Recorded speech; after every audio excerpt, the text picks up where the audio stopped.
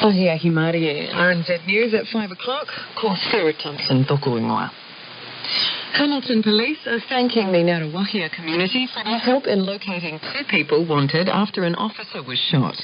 The officer was shot in the shoulder when he stopped a vehicle shortly before midnight last night. Assistant Commissioner Richard Chambers says the passenger took off in the police patrol vehicle. He says two men, aged 23 and 27, were arrested several hours later after help from the public. Mr. Chambers says it was a frightening event. Any situation that involves the use of firearms against anyone is totally unacceptable. And here's a situation where a police colleague was working hard to keep their community safe, and as a consequence of the work that we do, suffered a serious injury. Richard Chambers says a range of charges are likely to be laid. The opposition says harsher sentences are needed to show assaulting a police officer is unacceptable.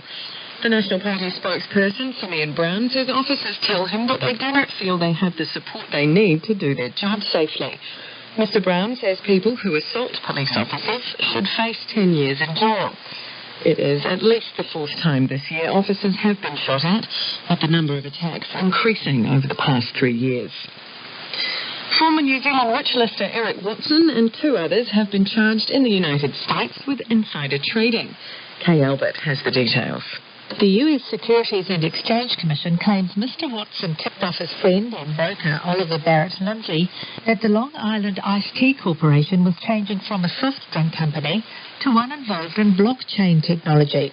Mr. Watson was a controlling shareholder in the drinks company in 2017. The Commission alleges Mr. Lindsay then passed on the information to Ganon Giguere, who made tens of thousands of dollars when the company's share price surged 180%.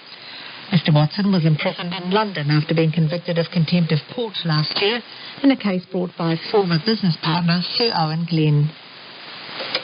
New South Wales has recorded 50 new cases of COVID-19, with half of them in the community during the infectious period. As the ABC Cecilia Connell reports, authorities warn the situation will likely get worse. Of the 50 new cases, 37 are linked to a known case or cluster. The infection source of 13 cases remains under investigation. 26 were in the community while infectious. New South Wales Premier Gladys Berejiklian says that's highly concerning. The only conclusion we can draw is that things are going to get worse before they get better. There are currently 47 COVID patients in hospital, with 16 people in intensive care, 5 of whom require ventilation. Just over 42,000 tests were carried out in the reporting period. More than 1,000 Pacific people are getting their first dose of the COVID-19 vaccine today in Porirua. The vaccination event at a Samoan church has been described as having a wedding atmosphere, with music and good food helping attract the community. Dr. Junior Olu from the Capital and Coast District Health Board says some people wish they could stay and enjoy the atmosphere after their injection, but nurses are ensuring the crowds rotate through. This is, by nature, a bit scary. So when they're Pacific, even more scarier. And so it's good there in the front of this at night. Time's up, go. And so, but we use our humour. Go home, go mow the lawns. Your wife been telling you to mow the lawns for ages and you're just taking your time. So they just use their humour and everyone feels comfortable. Up to 1,500 people may be vaccinated by the end of the day. A representative for most of the Pike River families hopes workers closing up the mine will put down their tools and join the protest. Some families of the 29 victims were at the Rowan mine yesterday, protesting against the government's plan to seal it. Ernie Monk, whose son died in the 2010 explosion, wants the workers on the job to think about what they're doing. Some of these people are on their second turn of actually sealing this mine up and our men and leaving them behind. What difference is it going to make whether they finish or they're not going to get sacked? I want them to down tools and stand beside us and support us. Ernie Monk says the families want the mine to stay unsealed until the police have finished their investigation. The government ended the recovery effort in March when the operation to find the bodies had gone as far as it could into the drift. The first sod has been turned for the reconstruction of one of the most significant battle sites of the New Zealand Wars. The Crown assault on Rangiriri in 1863 saw some of the heaviest casualties of the wars and opened the Waikato to the confiscation of 1.3 million hectares of land. The government has paid nearly $3 million to restore the trenches and fortifications at Rangiriri, which were returned to Waikato Tainui in 2016. The head of the Ngāti Ngaho Kaitiaki Society, Brad Totorewa, says the trenches will become an important learning site. Mr. Totorewa says he hopes the project will be finished in time for the 159th anniversary of the battle on the 20th of November. And that's the news. Now, sport. Aaron Smith is honoured to have been given the responsibility of leading the All Blacks in tonight's first test against Fiji in Dunedin. The experienced halfback will captain New Zealand in what is his 98th test. Smith says it means more to him to be leading the All Blacks out in Dunedin. A very special moment to do it in a place that, I love. I love Dunedin.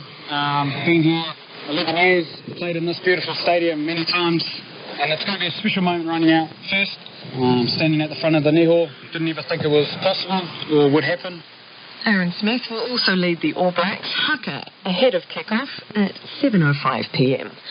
And at Mount Smart Stadium in Auckland, Manu Samoa and Tonga have kicked in the first of a two-game series to decide who will play at the 2023 Rugby World Cup in France. A short time ago, Tonga were leading 3-0. The Wellington Phoenix have confirmed Israeli striker Tomer Hamid will not be returning to the A-League Football Club. Hamid scored 11 goals in 21 appearances for the Phoenix last season. Ash Barty is endeavouring to end a 41-year wait for an Australian woman. Pardon me. The world number one will play 8-seeded Czech Karolina Pliskova in tonight's final.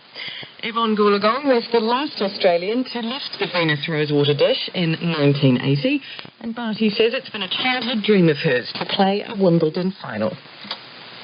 I think it's just about going out there and remembering how you felt as a kid, that there was the enjoyment, there was the freedom just to go out there and kind of try and do what you can. Barty has won 5 of her 7 previous matches against Pliskova. And in cricket, young Black Caps opener Finn Allen has smashed 66 from 37 balls to lead Lancashire to an 8-wicket win over Northamptonshire in the English 2020 cricket competition.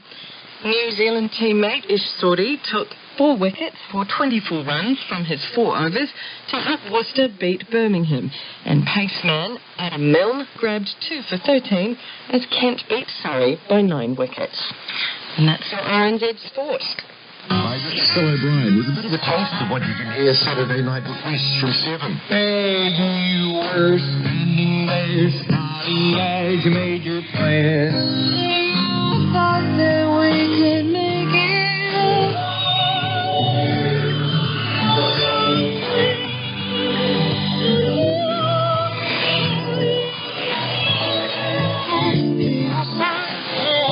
Saturday night requests from 7 on RNZ Nation. Te reo irirangi o Aotearoa, on air, online and on demand. Now the short forecast from Met Service to midnight Sunday.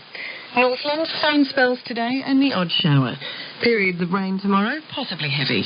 Auckland to Manawatu, also Coromandel, the Bay of Plenty and the central high country. A few showers today, generally fine tomorrow, but partly cloudy about Auckland and Coromandel with patchy rain in the north. Gisborne, Hawke's Bay, Wairarapa, also Horowhenua, Kapiti Coast, Wellington. Fine today with areas of cloud tomorrow and a few coastal showers. Nelson, Marlborough, Canterbury and Otago, excluding Clutha. Fine apart from east coast showers later today and early tomorrow morning. Bulla and Westland, mainly fine apart from showers in Bulla, clearing this afternoon, and isolated showers tomorrow evening. For Clutha, Southland and Fiordland, cloudy periods and showers with snow to 300 metres today. For Chatham Islands, showers, some heavy and possibly thundery with hail, and snow to low levels easing tomorrow. Southwest gales. That concludes the Met Service short forecast to midnight Sunday. You're with RNZ National. The time is now 5:09. More news and weather at 6. Right now, it's time for Focus on Politics with RNZ political reporter Katie Scotcher. This week, Katie examines the events that followed concerning footage from an Oranga Tamariki care and protection unit being leaked to the media.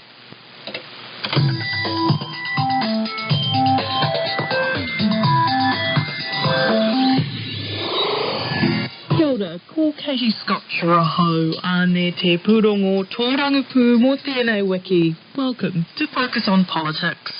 Oranga Tamariki is back under fire after footage was leaked of a young person being manhandled by staff at one of its care facilities. The agency's own minister described it as a symbol of a broken system. The recordings were supplied to Newsroom by an anonymous whistleblower. Let's just have a look. So there's a big wall of security cameras in the facility, right? There's cameras all throughout the facility. This has been filmed off the monitors. Yes. It looked to me like the young boy probably gave them a bit of lip and the staff member threw him to the ground. That could have caused another back injury or head injury. The young person is obviously still talking to them. For some reason, he's ended up squashed against the wall. You can see the staff member on the left-hand side is going for the arm to put the young person into a correct mapper hold. The staff member on the right, with the white sweatshirt on, has gone straight for a headlock with a young person. This is illegal. The incident took place at one of Oranga Tamariki's 4 care and protection units, Te Oranga in Christchurch. The facilities are for the most vulnerable, young people with particular protection needs who cannot live with family or whānau. The Children's Minister, Kelvin Davis, watched the video the morning it was published and took immediate action. I need to say that it is totally unacceptable. I've asked Oranga Tamariki to review each of the 4 residences to make sure that there isn't system-wide problems. We've also asked Oranga Tamariki officials and as well as the Independent Ministerial Advisory Board to be on site to get to the bottom of things. Oranga Tamariki's acting chief executive, Sir Wada Gardner, was quick to move too. I initiated a protocol that we have with the police called the Children Protection Protocol, which means that the police come in and investigate the incident because there appeared to be an excessive violence. And I also stood down a number of staff. The next day, an announcement many had hoped for, but few expected. Tēnā tātou tuatahi Wada Gardner whakarengoa. Good afternoon, everybody. I'll read a short statement and then I'll take some questions. Last night I informed the Minister for Children that the organisation will be closing our care and protection resident in Christchurch, Te Oranga. This decision comes after a number of serious issues involving staff and Tamariki that have come to light over the past week. My absolute priority is and must be what the Tamariki currently saying at Te Oranga. I believe that closing the facility while the multiple investigations are underway is the safest option for the children and young people there. Sir Wada Gardner said planning was underway to move the 10 Tamariki from the Te Oranga facility into other care arrangements. New staff were also being brought in from around the country to help the facility with the closure. All staff put on leave with full pay. I'll move staff, if I have to, from around the country to meet the needs of the children of Te Oranga. It's not clear if the Christchurch facility will ever reopen. We're already in the process of transiting from these kinds of facilities. We have 4 residents of this kind throughout the country, which holds 33 children. We have a joint venture with Butternut here in Christchurch, which has 8 children, and we believe that these kinds of facilities, like Butternut, will need to be phased out, and we'll move to a smaller accommodation, which allows us to give greater care and attention on a one-on-one basis to the young people who are, by and large, requiring significant resources and effort to deal with the trauma that many of them face. The decision was celebrated by Helen Lay from the South Island's Whānau Order Commissioning Agency, Te Pūtahitanga o Te Waipounamu. It's utterly appalling that those who are charged with the care and protection of our most vulnerable Tamariki would be exposing them to further harm.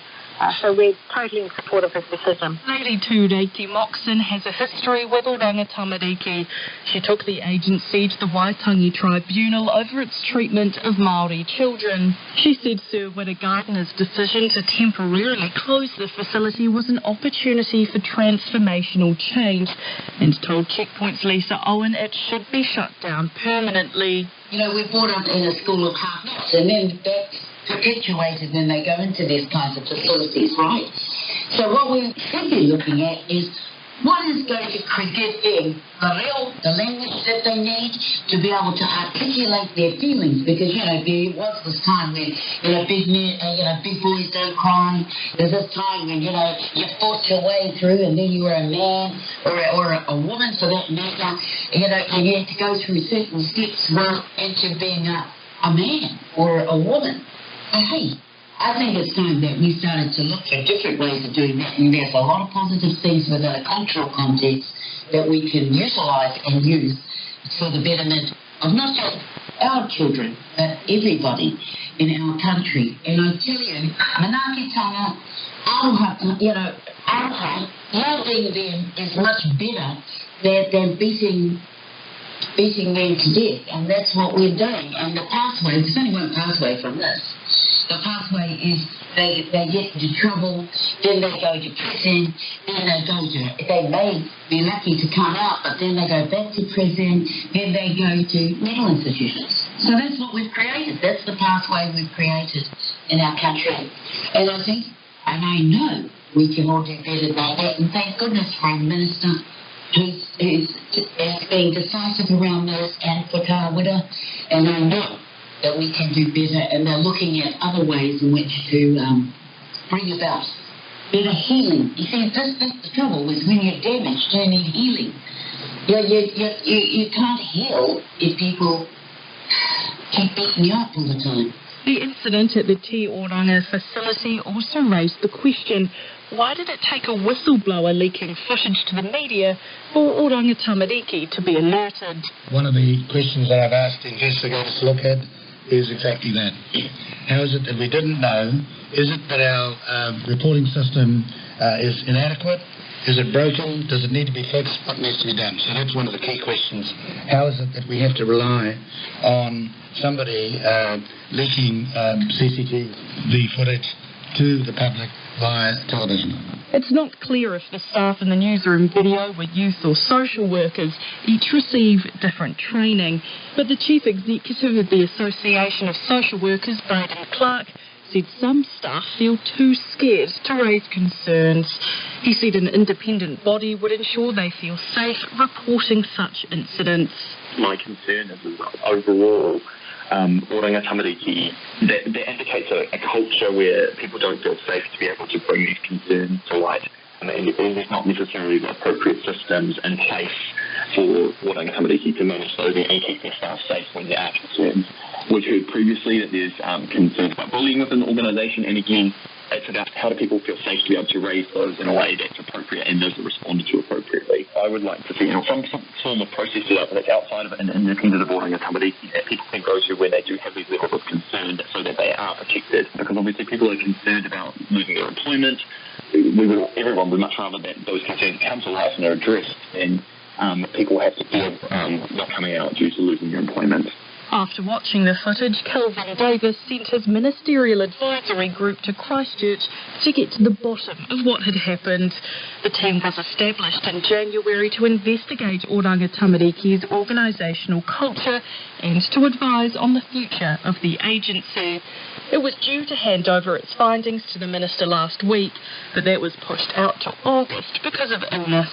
Group Chair Matthew Tukaki spoke to Midday Report's Marnie Dunlop about their visits to Te Oranga. We have been methodical in our first round of inquiries.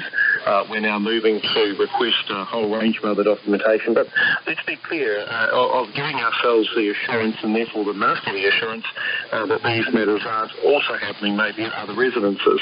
So we're going to be moving very, very quickly over the coming days to also have a look at the other care and protection residences that we have across the country. And there's also other issues here as well. I mean, the conjecture over was a social worker involved with our youth workers, with this and the next thing, we will be getting a handle on exactly what our workforce makeup is in each one of those facilities. So you are asking to see the footage, especially from other facilities, because what you're alluding to is that this could potentially be not isolated. Whether it's isolated or not, I think it just is good inquiry to make sure that we're in possession of all of the facts, as opposed to stories or what might be happening if somebody said something to somebody else. I'm primarily concerned, as I know you are, as I know your listeners will be, about the care of the children in those residences. I mean, and I just want to reinforce something that the Minister, I think, has already alluded to, which is these are the most vulnerable kids in our society. We have a duty of care to them to keep them safe from the trauma they may have already suffered elsewhere, and not to further traumatise them. So I'll be working on a program over the course of the next day, and in fact it's well advanced in terms of putting it all together. I'll be providing an additional brief to the Minister about what else we need to see and how quickly we need to see it. But it is my intention on behalf of the Minister and our Ministerial Advisory Board to really dive into this. But some, like Aaron Smale, have little faith in the Ministerial Advisory Board's work. He's a Ngāti Porou claimant named by the Waitangi Tribunal's inquiry into Oranga Tamariki and is also completing his PhD on Māori Tamariki and state care. Aaron Smale said the agency, the Minister and his advisory board were oblivious to what was going on in their own backyard. He told Checkpoint's Lisa Owen he wasn't surprised by what he saw in the newsroom video. I mean, I hear a lot of stories about what's going on in Oranga Tamariki. There's so many that I can't actually keep up. There's too many to actually follow up. But no, I'm not at all surprised. I note, though, that Kelvin Davis and Widow Gardner looked very surprised, which is kind of ironic, given they are supposed to be doing this big investigation and overhaul.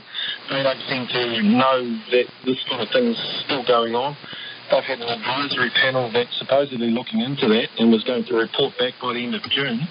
I think that report's been delayed because they now look stupid because they haven't picked it up. What confidence do you have then in the report that this advisory board is putting together? Because the Minister has told this program that he's expecting it in the next while and should make an announcement about it around August from memory. So what confidence do you have in that report and what will follow? I've got absolutely no confidence. I've got a letter up on my screen saying that report was coming back by the end of June. Now, they've made the excuse that, somebody's ill and they can't get it finished by the end of June. What's happened here is that this video that's been leaked has completely blown them out of the water because they've supposedly done this investigation of what's going on and what's wrong with the ministry, and they haven't picked this up. That's my guess. In response, Kelvin Davis told Checkpoint the Ministerial Advisory Board had consulted widely across New Zealand and encouraged people to wait until they'd read the final report before questioning its legitimacy. It's clear the group has a lot to consider. The problems at Oranga Tamariki are much bigger than this incident alone. Across its 4 care and residence units, there have been 12 injuries resulting from the use of restraint since 2017, most of them defined as low or medium level, such as scratches, bruises, sprains or twists. One child in April last year required hospital attention after their arm was broken while being restrained. A staff member involved was cleared by both police and Oranga Tamariki investigations. Official figures show Oranga Tamariki staff have physically harmed children in their care 40 times in the last 2.5 years, as RNZ social issues reporter Sarah Robson explains. Now, the degree of that harm and the specifics of these incidents aren't included in the reports. However, physical abuse is defined as a situation where children have sustained an injury or were at serious risk of sustaining an injury. The reports say that most of the physical harm caused by staff relates to incidents involving escalated behaviour and often occurred during restraint procedures. Now, the reports also say that some of this harm caused by staff happens in Oranga Tamariki residences, and one report goes so far to mention that the harm was non-accidental and involved excessive force. Oranga Tamariki has also failed to communicate the outcome of most investigations into allegations of abuse or neglect to the children who made the accusations. Official data released this week revealed that children were only informed of the outcome in just over a quarter of cases. The Children's Commissioner, Andrew Beecroft, said the data painted a horrifying picture of unacceptable lapses and failures within Oranga Tamariki. Vital they have confidence and trust in the system, that their response, that their complaints are dealt with promptly and meaningfully, and they know the result. Here we understand over 70% of children who complain aren't informed of the outcome. How does that build any confidence in the system? Kelvin Davis told RNZ political reporter Miriana Johnson Oranga Tamariki's failure to inform young people of the outcome of their complaints isn't good enough. There's a number of things that I'm not happy about in terms of Oranga Tamariki's actions. I think it's important that children and their whānau are informed of the outcomes of any investigations. I think that's just the right thing to do. Yeah. Have you had any assurances that improvements are being made to that complaint system and informing Oranga Tamariki? There are a lot of things that we're looking at in terms of the performance of Oranga Tamariki. That is one of them. But it's all going to take a little bit of time to get to the bottom of everything. But I'm adamant that there are going to be big changes in Oranga Tamariki. Let's focus on politics. I'm Katie Sculpture. Thanks for joining us. Mā te wā. Thank you very much, Katie. Focus on Politics is back after the 5 o'clock news next Saturday afternoon. But right now, it's time for Tangata o Te Moana, news and issues from across the Pacific region.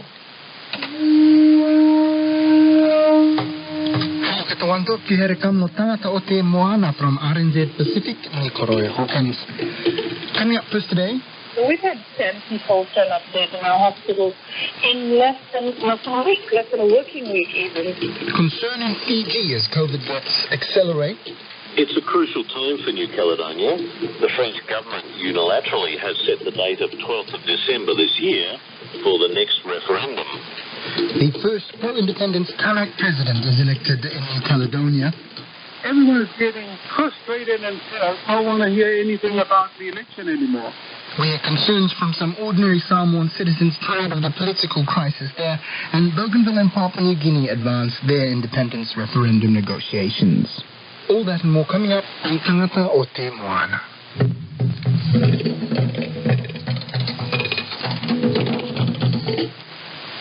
There are concerns in Fiji that the rate of people dying from COVID-19 is slowly accelerating. The country has confirmed over 40 deaths from the virus, and all but a handful of them have occurred during the current outbreak, which started in April, and more than 10 have been recorded in the last week alone. Joining me from Suva is our correspondent, Lide Muvono. Bula, and welcome, Lide. So, some worrying trends emerging. That's right, Corey. The death toll is now at 40. As of last night, we've had 42 deaths, and 40 of them have been from this outbreak alone, which is a very short time frame if you look at it carefully. It's just over 2 months. But just 4 days ago, I was reporting that we've had 30 cases. So we've had 10 people turn up dead in our hospitals in less than a week, less than a working week even. So that's pretty dramatic and pretty scary. And the circumstances surrounding those deaths are all still very consistent. People are turning up dead on arrival, or people are turning up at our health facilities very close to death, and thereby passing away within the day, within hours of arriving. So it's a pretty worrying trend, Corey. Yes, and also we've also been talking a lot about Viti level. Now we're seeing cases spread further afield in the country. That's right, Corey. Unfortunately, about a month ago, the government had allowed people on the main island who wanted to return to their islands, either to Vanuatu, the second largest island, or some of our other smaller islands. The government had allowed repatriation to these islands and had been putting in place quarantine procedures. But see, what we found out from talking to some of the communities, particularly the business communities in some of these smaller islands, is that the quarantine facilities are quite unlike the government facilities run here on a Viti level, in that there's a lot of community involvement, and at the same time there's very little budget budget. Like, for example, in the case of Savoni, there was no budget at all. And so no budget means it's not going to be ironclad and the risk is high. And so now, on the low level, we've had more cases. At last count, I believe it was 9 cases, which were all in the crimes and facilities, until in the past 48 hours, we've been told that some of them have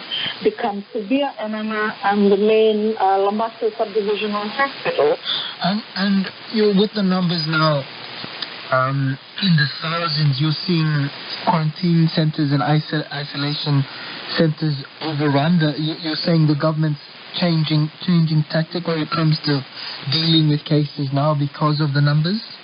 That's right, Corey. The Former Secretary for Health, Dr. James Fang, had announced just under 2 weeks ago that the government was now changing strategies to be focusing only on mitigation, which, by his description basically means preparing to look after the sick and the dying when they come into public health officials. And as of the past 24 hours, they now no longer screen and swab after the community, which has 2 implications that I can think of off the top of my head.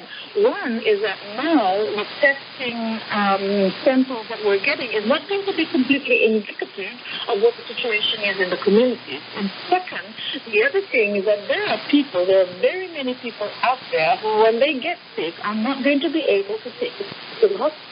With the infection now as prevalent as it is, we can no longer access public service vehicles, and we've been told not to access public service vehicles when we're sick and needing medical attention. So it's a very precarious situation now for me because the onus on getting help when you get sick is upon yourself. New Caledonia has elected its first pro-independence Kanak president. Louis Mapu was elected on Thursday in Noumea after months of negotiations between the 2 main pro-independent political groupings. He will head the first pro-independence government to be elected in the French territory since the Noumea Accord of 1998. To help unpack this, I'm joined by journalist Nick McClellan, who specializes in New Caledonian politics. Welcome, Nick. So how significant is this presidential election result?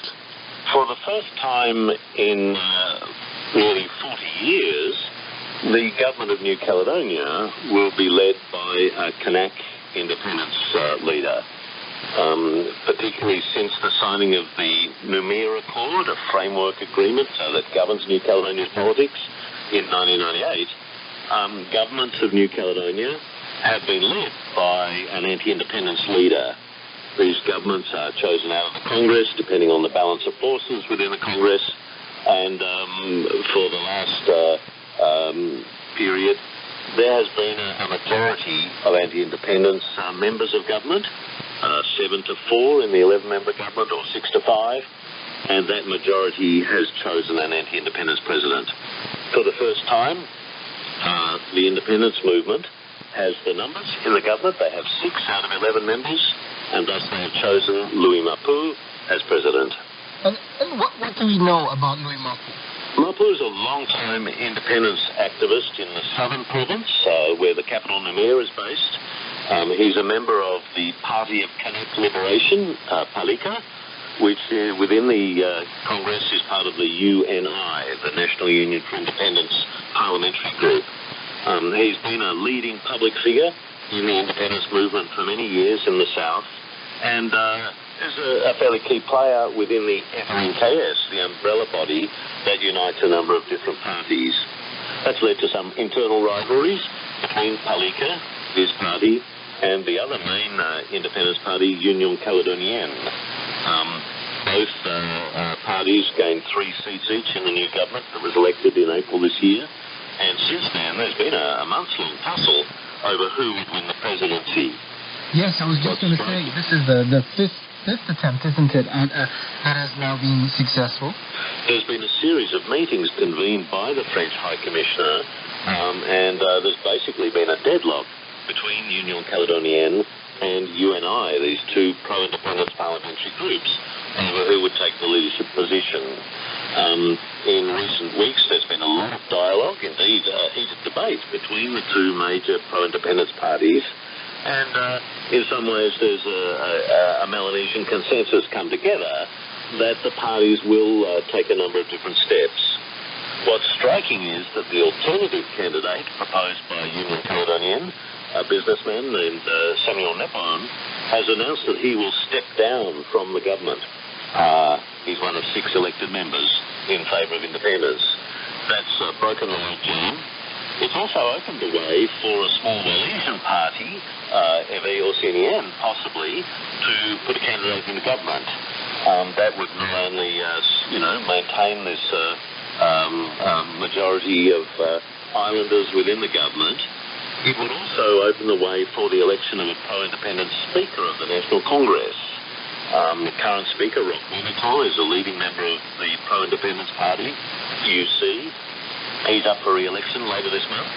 And it looks like this consensus that's brought Mapu to the head of the government will also involve changes within the Congress and within the provincial assemblies. Isn't that what triggered the whole thing in the last time when ministers resigned? Doesn't that trigger a return to the start line? If ministers resign from the government, they can be replaced by a member of their own party. So the next in line on the parliamentary list from that parliamentary group would take up a position. But and at the moment, FASN are part of that UC group. So they would move into the government most likely, although who can predict with New Caledonian politics? If, however, the list doesn't nominate a successor, then the government falls, and that's what happened with the previous government under Terry Sonta. But the key point about Mapu's election is that it's the first time in nearly 40 years that a pro-independence Kanak leader has taken the presidency of New Caledonia. And his election now is also significant in terms of New Caledonia's decolonisation journey, isn't it? It's a crucial time for New Caledonia. The French government unilaterally has set the date of 12th of December this year for the next referendum on self-determination. Obviously, the presidency is an important position in terms of setting the government's agenda, in terms of liaising with the French government. President Mapu will be a participant in the Pacific Islands Forum meeting, which will be coming up soon, rather than his predecessor, Thierry Sonta. And one would presume that Mapu will be asking the Forum for more active engagement in the decolonisation process and monitoring of the referendum in December. It's a crucial position in any government and will set the tone for actions. There are also crucial domestic issues around the budget, around the economy, around the response to the COVID pandemic. So this is a significant change. It's taken some months to come together, but President Mapu will be taking the reins of office in coming days.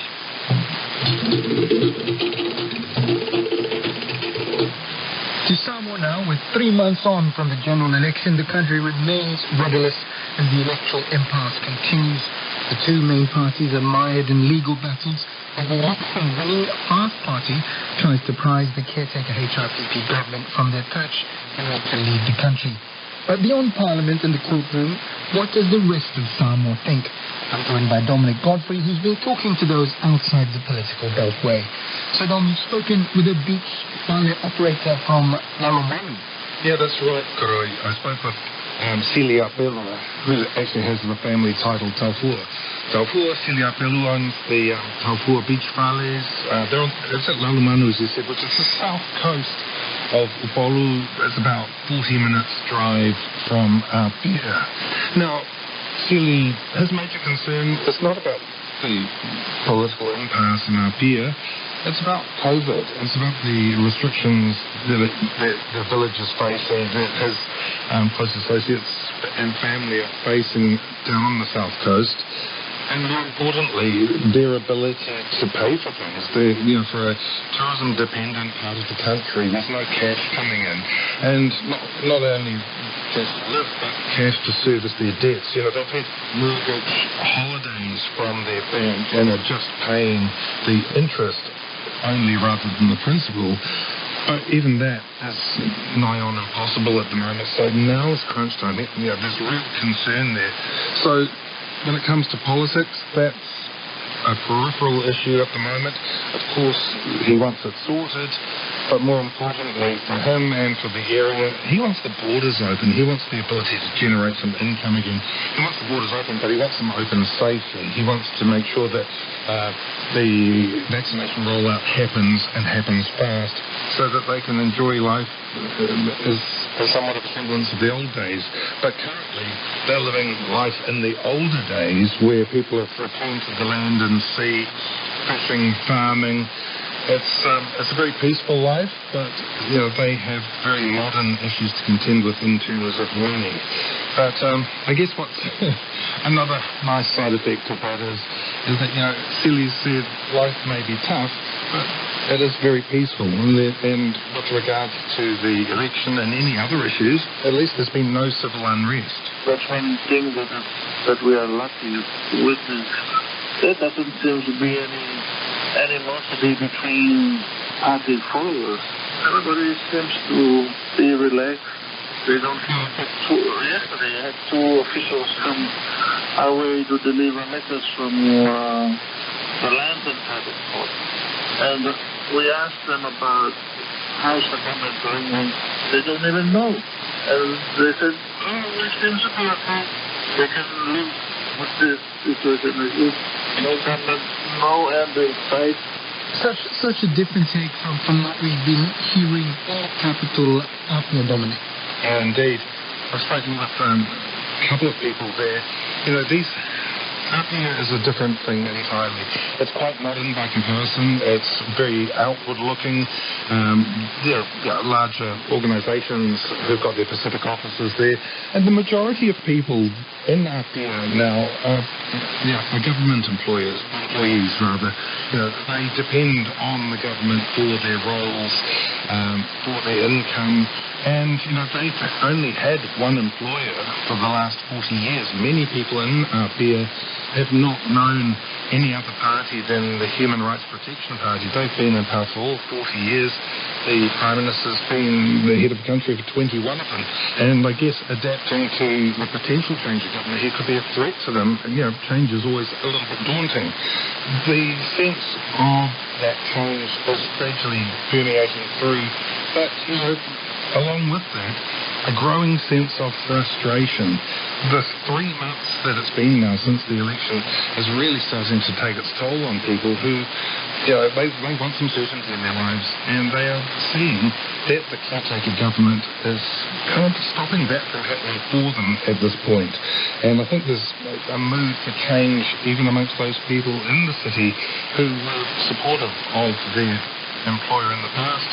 I mean, especially with this latest proclamation by the head of state, which our correspondent, Tipi Aotangawhaya, was talking about. Everyone's getting frustrated and don't want to hear anything about the election anymore. Because everyone is looking forward, to have the government to rule. But we're now waiting for the Supreme Court, I'm told, from a lawyer of the party that they filed an application to court to go back to that decision last Monday on the doctrine of necessity. So it sounds like there's a sense of impatience creeping in. Yeah, as you heard there from Tipi, there is that frustration growing up here. People want Parliament to sit, they want members sworn in, and they want a government declared. If not, there's an increasing mood for fast, impromptu swearing in on the 24th of May to be recognised. That was the one on the tent outside of Parliament. But fortunately, as I said earlier, there are no signs of civil unrest or disobedience. And I spoke with the police commissioner, Lili Egan Kyle, who is adamant about that. He, of course, will enforce the peace there if necessary, but he said there are no signs of it so far. And he will be there to uphold the law in that regard should he need to.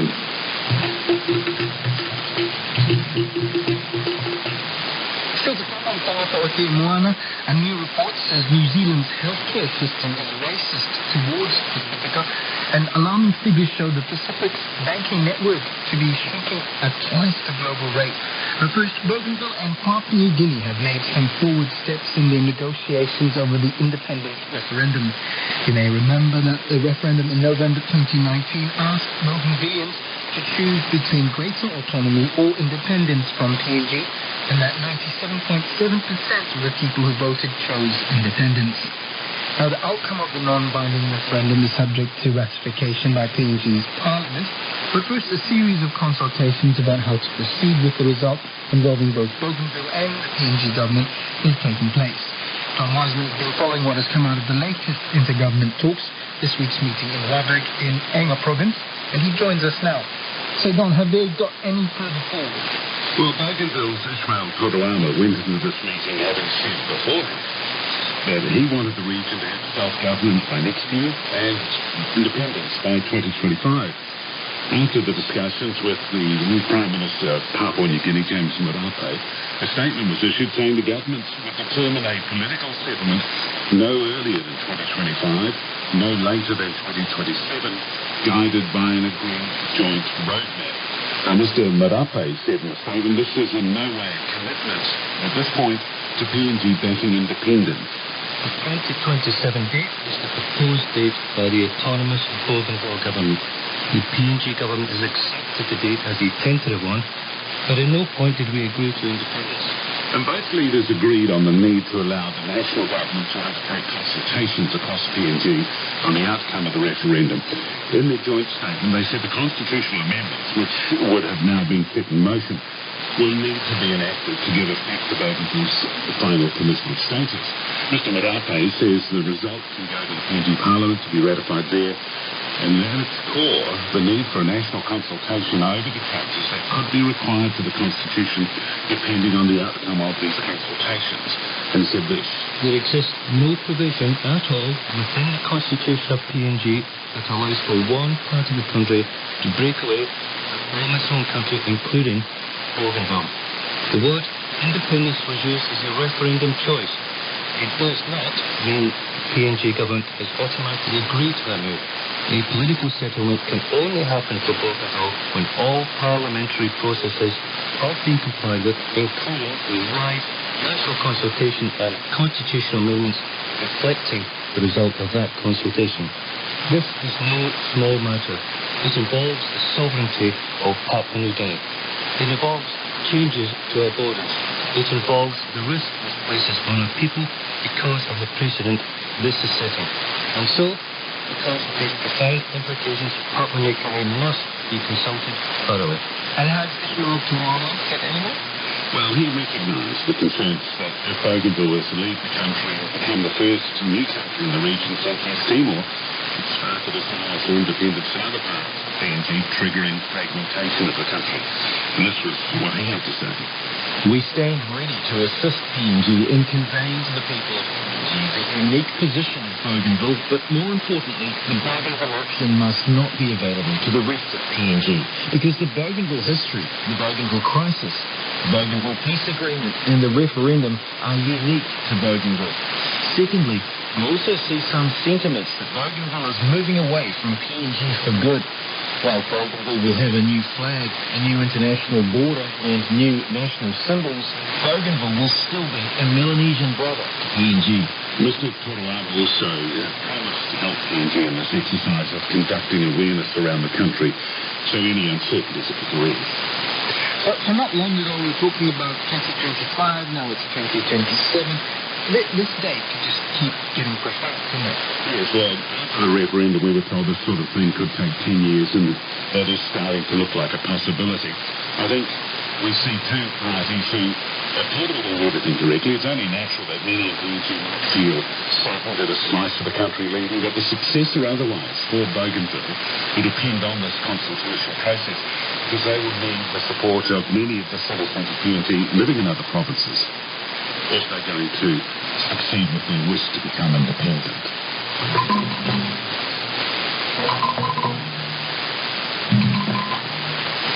A new report out from the Health Quality and Safety Commission has outlined Pacifica at the tail end of the country's worst health inequities. The report, Bula Sautu, called the healthcare system unacceptably racist, with the government's planned mega entity Health NZ to do away with the postcard lottery of who gets quality care. Professionals are shouting out for help now, and they say this shouldn't be just another report that repeats the same following figures for Pacifica. And as well. TGN, Bula Sautu is an expression of good health that has lived to its full potential, a life of abundance. It's the name of this report showing anything but good health. Pacifica are 12 times more likely to be diagnosed with a mental illness than other populations. Pacifica experience higher cases and deaths of breast, lung, and uterine cancers with the lowest rates of screening.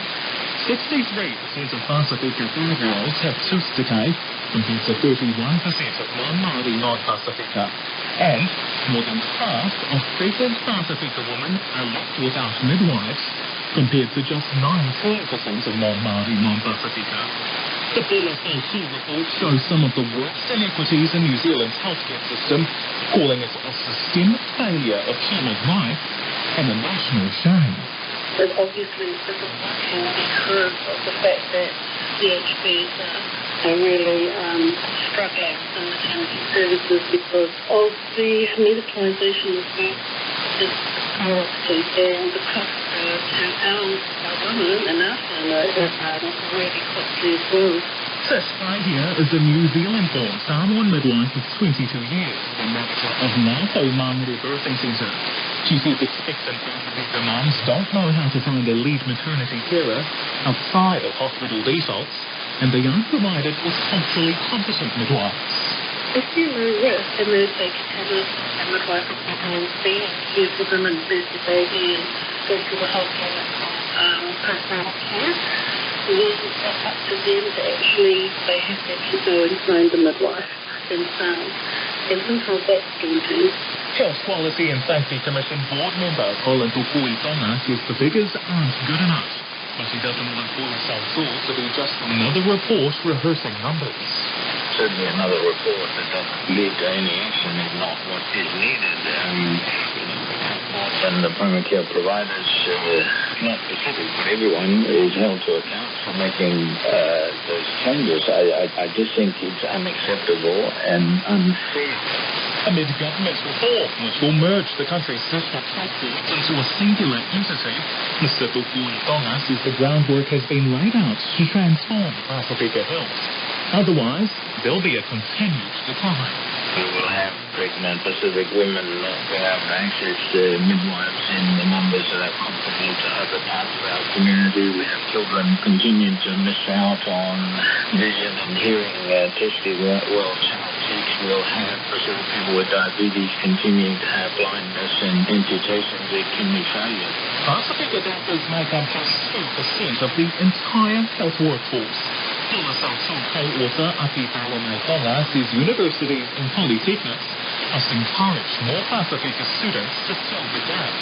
Medicine or health is in practice as the one size fits all.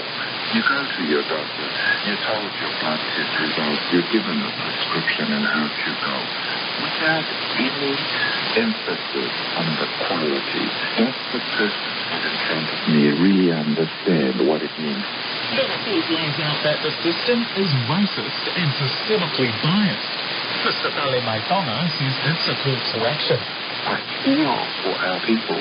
We go around, we see the doctors, we get the medication, yet we're still not getting the same level of benefit as the rest of New Zealand. Despite several national policy statements and strategies, nothing's dramatically improved the health and well-being of Pacifica. Let's hope that Bula Sautu will be the desperately needed safe ground.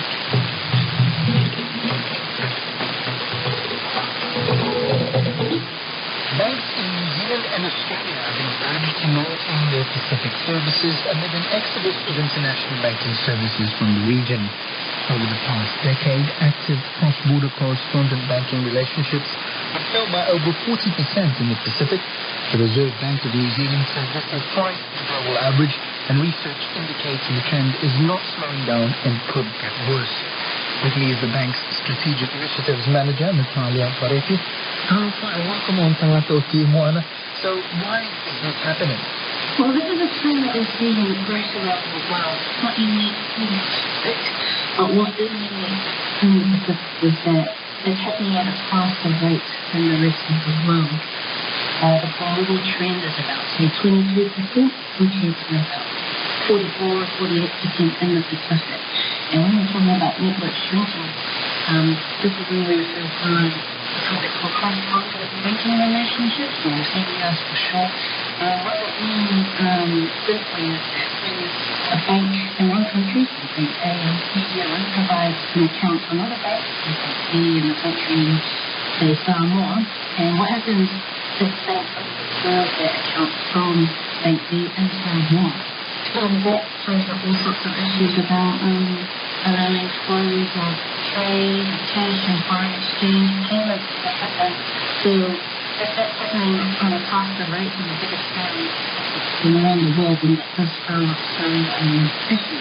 Well, what impact will this have for a day-to-day person in the Pacific Islands, doing business, remittances to family and that kind of stuff? How does this affect Pacific Islanders? So in the Pacific, remittance costs in general are higher than global averages. And so when you're thinking of, like, for example, if I'm sending money to my family, or movie, or a family event, such as a funeral, a birthday, a wedding, the costs may be even higher because when you're thinking of the likes of sending money to companies like MoneyGram or Western Union or Pacific Easy, if they are losing bank accounts as well, that means that the cost of doing business can also increase, and then those costs are passed on to the end users like you and me. But it costs us more to send money back home. So for instance, the cost of sending money is already relatively high. I mean, there's a range of costs when borrows from on the internet on the app, but it can range $30, $40 to send it through a bank, for instance, and it does depend on the amount of money you're sending. So basically it may result in higher costs for us sending money to our family and loved ones back in the islands. And this is concerning, especially because remittances represent a significant proportion of different island nations' GDP or gross domestic product. This is approximately 40% for Tonga, about 17 or 7% for Samoa, and 7% for Fiji. Can anything be done? Is the Reserve Bank making a call for action, or is there anything that Pacific governments need to be doing to try and slow or reverse this trend? Yeah, we're doing a variety of things. We've got a Pacific Initiatives project where we're working with 8 other Pacific Island nation central banks. We're just exploring options of how to do some of these underlying issues, also considering some regulatory bodies who are looking at the impact of these regulations and what does it mean for a company, and therefore the trickle down effect to end users like you and I. But it's also engaging all of these things before what we really need to do is to keep the lines of money flows between New Zealand, Australia, and other countries, and with the island open, because it's important for the economies, the lives, the well-being of people in the island. And that matters people for banks need to act with courage to keep providing services, including remittances to the island. Natalia, thank you so much. Thank you for your time. Obviously, we'll keep an close eye on this and come back to you and see how things are tracking as we go along. And let's start out in one.